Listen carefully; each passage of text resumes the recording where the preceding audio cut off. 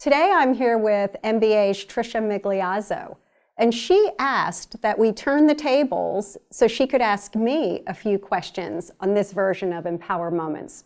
So Tricia, it's all yours. Thank you, Marcia. Thank you for having me. I sincerely appreciate it and appreciate you letting us turn the tables.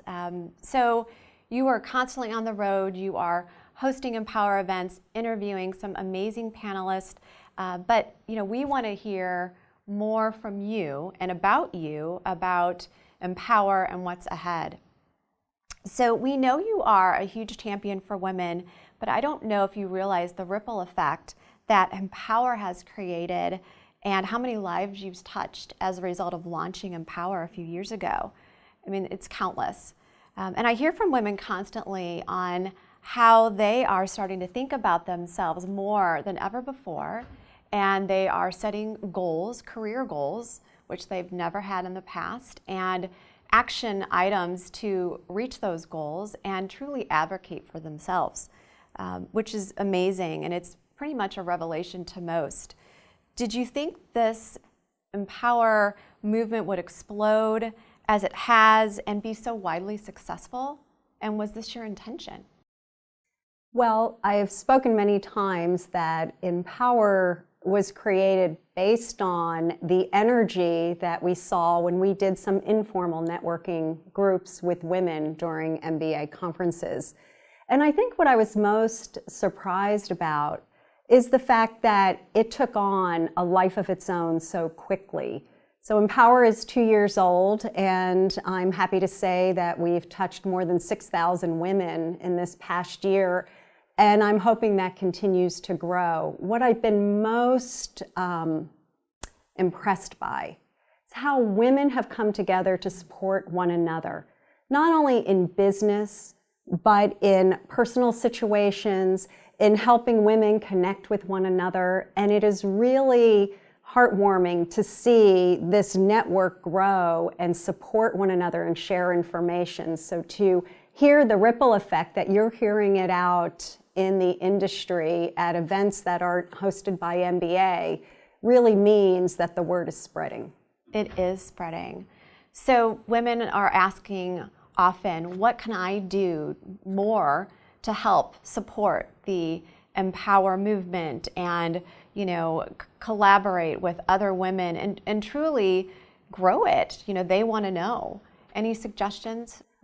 Whenever I'm asked, I tell women, first, join the community. It's free, and it's a way to have access to the other women and men that are in the community to exchange information, ask questions, and also share articles and stories that you think are important to the network. I also ask women to spread the word. So there are a lot of organizations that have women's groups within their organization, and I ask them to champion Empower to those groups.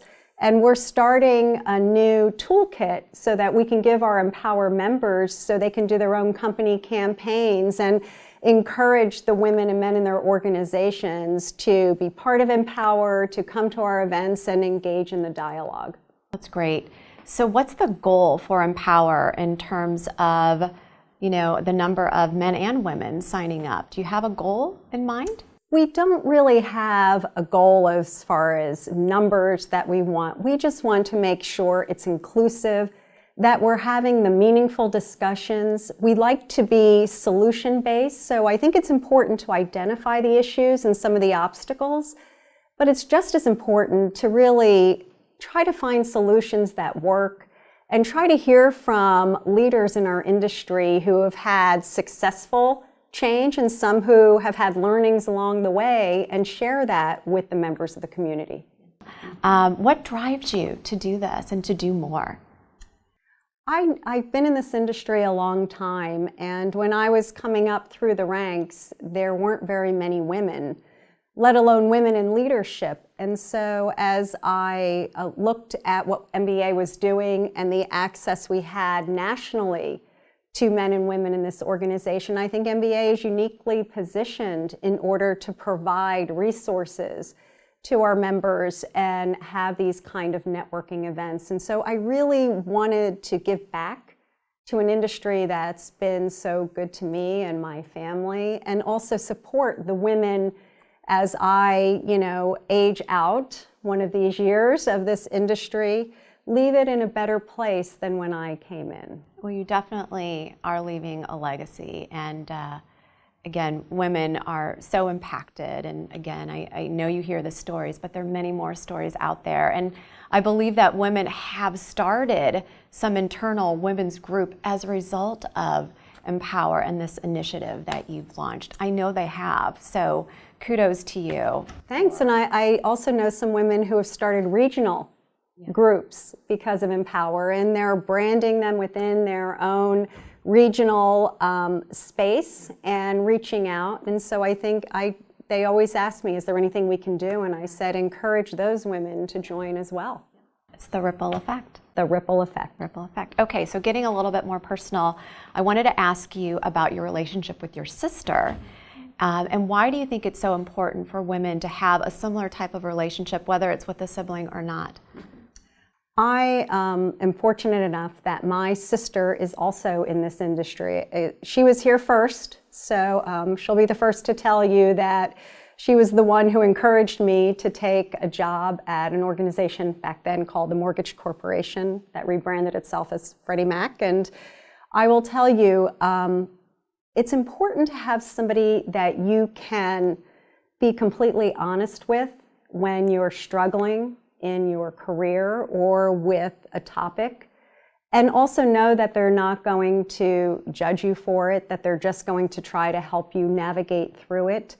And also, it's important to have somebody who can lift you up and really be your champion. And my sister has been at my side my entire life, and it's just, I'm fortunate that someone in the industry is also my sibling, so she does know the good, bad, and ugly. Hopefully more good than bad and ugly. Great, great. Okay, we'll end with, my favorite question to ask panelists. What would you tell your 25-year-old self just starting out in your career? Maybe in our industry. Let's be more specific. I would say to focus on yourself and your results.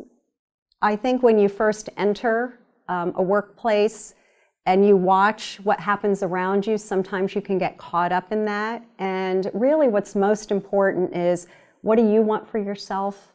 What goals do you have? What results are you achieving? And most of all, make sure there are facets of your job that you love, that you're coming to work and you really like what you're doing. And so I think that keeps you motivated to want to do more and believe in the mission of the work that you do. Because you matter, right? Right. Yes.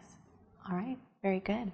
Well, thank you all for joining us with Marcia Davies, founder of mPower and COO of MBA.